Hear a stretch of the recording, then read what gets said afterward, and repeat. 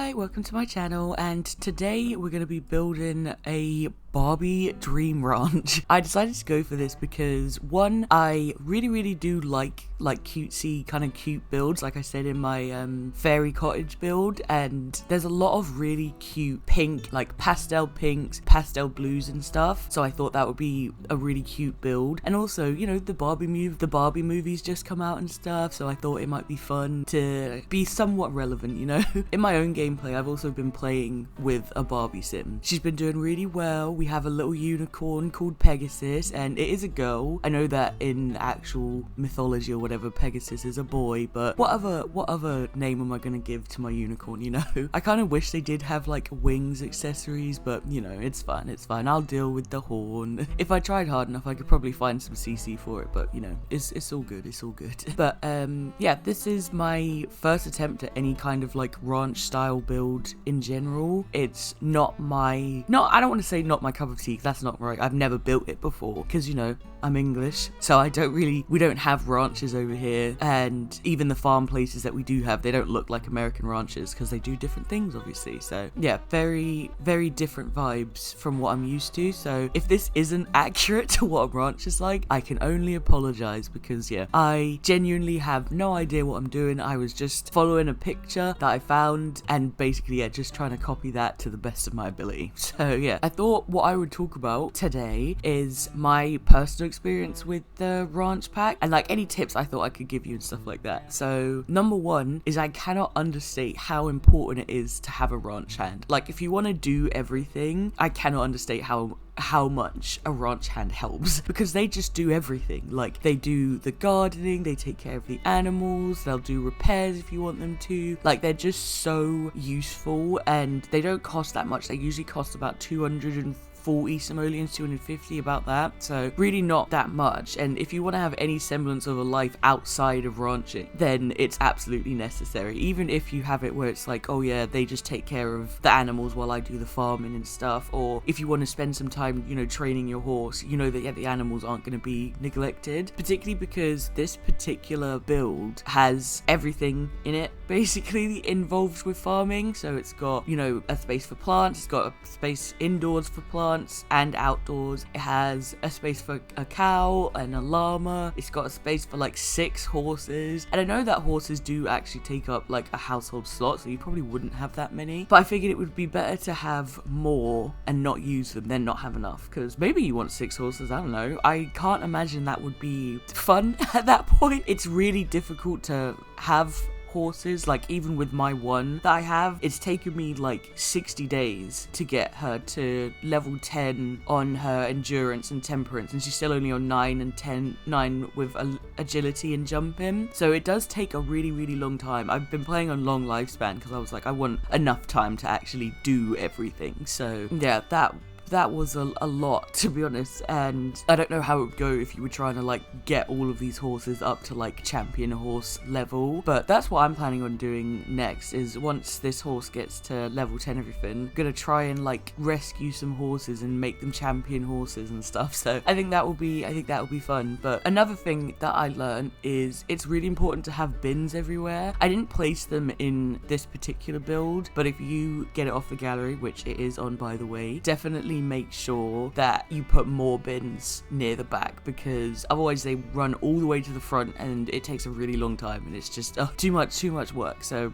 yeah, definitely have more bins. I've also found that with the ranch hand, she'll do a lot of stuff for free, like not in terms of services and things, but in terms of like she'll refill the grass feeders and stuff, or she'll refill the food for the cows and it doesn't cost me anything, because you know, usually it costs like 10 simoleons, 4 simoleons, that kind of thing. It's not a lot, but you know, when you're doing it for like 7 different fillers, it starts to get a bit expensive, so it's useful that she can do that for you. I keep saying she, that's just because my particular ranch hand is a woman, but you might have a man, I don't know. I haven't had one yet, because that's another thing, is the ranch hands are a little bit glitchy and if you travel either while they're on your lot or before they get to you, then they won't show up the next day. It's really frustrating because they're supposed to show up at 7 a.m. and it's like the cows and chickens and things from cottage living wake up at 6 a.m. So it's useful that they get there at 7 because they only spend an hour like without care if I can't get there for some reason, or if, you know, I've got 700,000 things to do, I can't always get to them. So it's really useful that they show up at 7 unless you've traveled somewhere, because then she won't show up. It's really frustrating. I'm hoping that they fix that soon because, you know, I like to travel to the town centre to go to the little grocery shop thing they have, because you can sell your stuff there. It's also where the mysterious rancher is if you want to sell your nectar to him. And like I said, I'm doing cottage living stuff as well, so I also travel to the cottage living world, you know, Henford on Bagley, to sell my stuff, you know what I mean? So it's like I'm leaving fairly regularly, and I shouldn't have to be stuck on my one lot if I want my ranch hand to work. So yeah, it's a bit frustrating. So if you need to travel, what I try and do, it's not always possible, but what I try and do is wait till the ranch hand leaves, because she works from 7 a.m. to 7 p.m. So I try and leave after 7 p.m. if I have to leave. It doesn't always work because the stalls at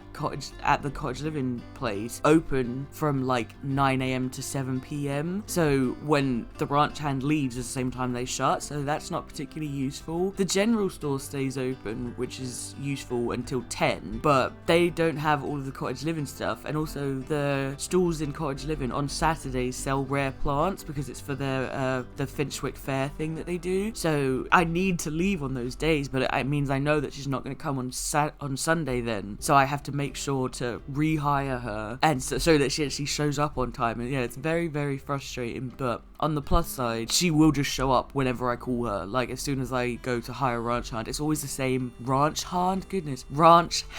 As soon as I call her, like, she will show up no matter what time it is. It's not like she waits till the next day, and she will just get on with her job immediately and things like that. And yeah, I've noticed she's a lot better than the other hireable services, barring, you know, the not showing up part. She's better than, like, say the nannies or the butlers, because I have to use mods to get those to work, because the butlers just don't do anything. The butlers just sit around while things get messy, and like they'll just be sitting there reading their how to be a better butler book while my kids are screaming, several things are broken, the kitchen is an absolute tip, and it's like, oh yeah, does it say in that book how to be better, because I have some suggestions. But yeah, so I have noticed that the ranch hand at the very least just gets on with everything. You know, I don't have to tell them to do anything. And I don't know if it's like a thing with the nannies and the butlers, because I've heard that you're supposed to like discipline them until they get better. But even when I was like firing them for being bad, as soon as I hired them or hired the service again, it would be the same person that showed up. So it's like, what am I supposed to do here? This person isn't good at their job, but I can't get a new one. I've also had issues with butlers recently where like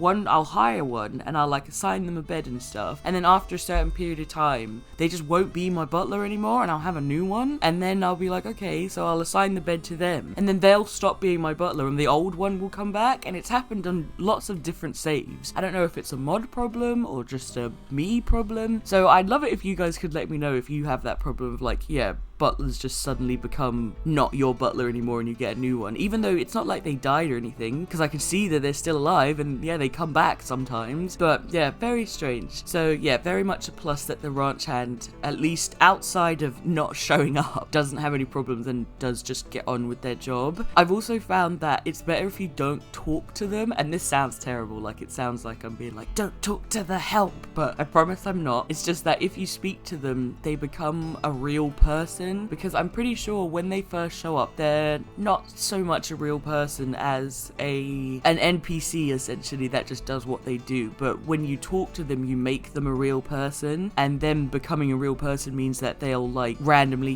they won't show up more, they'll start calling you for things, and they also start trying to talk to you, because yeah, I noticed before we spoke to one another at any point, she would do things without speaking to me ever, like she would just get on with it over and over and over again, blah blah blah blah. She works 12 hours non-stop.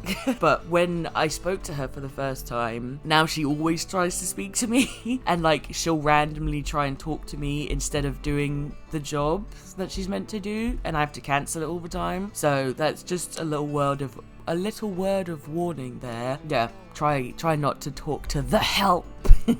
So I guess those are some of the little tips and tricks that I've learned. I'm trying to think of if there's anything else. Oh, there was one more thing. On this particular lot that I'm building, the idea is that the whole area that's fenced in is all your land, even though the lot itself is 64 by 64. And I'm pretty sure the implication is that all the stuff around is also your land. So for that reason, I only put in one horse trainer thing, or like two. I put in barrels and the jumping things, but I decided on only having those two instead of having multiple, even though there's multiple horses, because there is stuff nearby, like just to the right hand side, I think it is. There's basically a little track thing that you can go around, and I don't think they actually use it as a track, but that's what it's there as. And it's basically, yeah, some more barrels and more jumping things, so you can train more than one horse at a time. Because I found out that if your horse gets to high enough level, I think it's 8 on endurance, no, not endurance, on jumping and agility, they'll try to train themselves. Like, they'll just go by themselves and just decide to, you know, run around, do some things like that. So it's very much, you want to have multiple if you've got multiple high level horses, so they can all train at once, basically. So yeah, I ended up doing that. On the left hand side, there's some prairie grass that grows there and just doesn't want to be harvested. Or not even that it doesn't want to be harvested, it does want to be harvested, but you can harvest it again and again and again. Like, it's so weird, the fact that you can like just keep harvesting it. It never goes away. I've harvested it like maybe 8 or 9 times in a row, and she'll keep getting stuff from it. Like, every time she harvests it, she'll get, or not every time, but you know what I mean, she'll keep harvesting it over and over and over again, and it will keep popping stuff out. Like, she'll get random wines and horse manure and random fruits and vegetables and all that kind of thing, but then it never actually goes away. Because what it's meant to be is that, yeah, you harvest it once, you maybe get a nice thing out of it, and then you move on. But this one, she just harvests over and over again. So I'd really like to know if you guys also have that, I don't want to say problem, because it's not a problem, but if you guys also have that quirk, I guess, where, yeah, it just won't stop harvesting. Like I said, it's on this lot, it's on the left hand side, and yeah, just let me know if that also happens to you, because maybe it's a bug.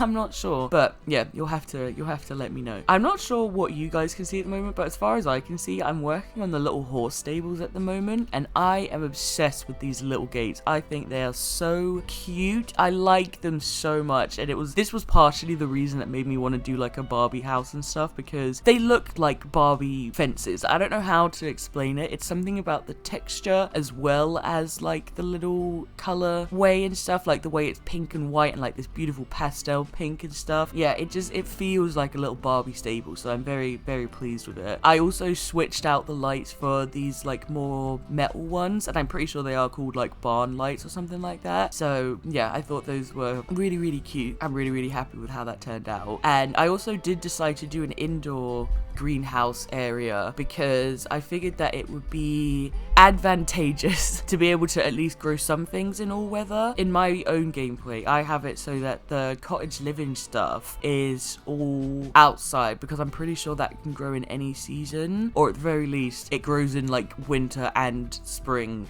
and summer. I haven't got to autumn yet, but I'm pretty sure it grows in all weather, so it doesn't matter if it's indoors or outdoors. But there's plenty of other stuff that does matter, so I was like, well, I want to be able to farm all the time, because I want this to be like a fully functioning, profitable ranch and things like that. So yeah, I want to be able to harvest all the time, so that's why I decided to make an indoor kind of, I don't want to call it a greenhouse because that doesn't seem right, but maybe it counts as a barn. I gave it a little barn roof because I wanted it to look like one. And technically you could take the stuff out and like put, I don't know, maybe some animals in there. Like, you might be able to squeeze the chickens in there, or maybe the cows and llamas if you make it a little bit bigger. So, you know, you're free to do that if you want. This is quite a limited pack build. I tried to keep it fairly reasonable. It's still got a few. I think it has obviously horse ranch stuff, it has cottage living, it has a little bit of seasons, because something in here is from seasons, but I can't remember what it is off the top of my head.